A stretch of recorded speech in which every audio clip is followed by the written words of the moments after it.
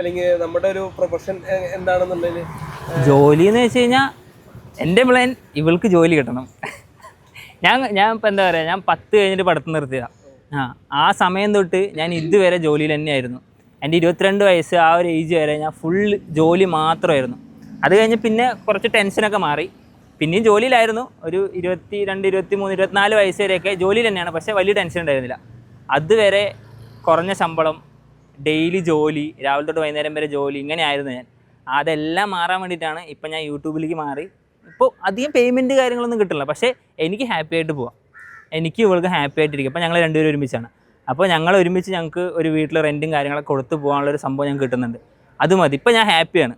എനിക്കിപ്പോൾ വലിയ ആഗ്രഹം, വലിയ സാധനങ്ങൾ, ഞാൻ ആഗ്രഹിക്കുന്ന സാധനങ്ങളെല്ലാം എനിക്ക് കിട്ടുന്നുണ്ട്. അതിപ്പോൾ എങ്ങനെയായാലും ഞാൻ മേടിക്കും.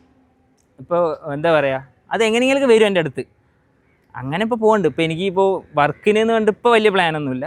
ഇനി ഭാവിയിൽ എന്തെങ്കിലും വരുമായിരിക്കും, പറയാൻ പറ്റില്ല.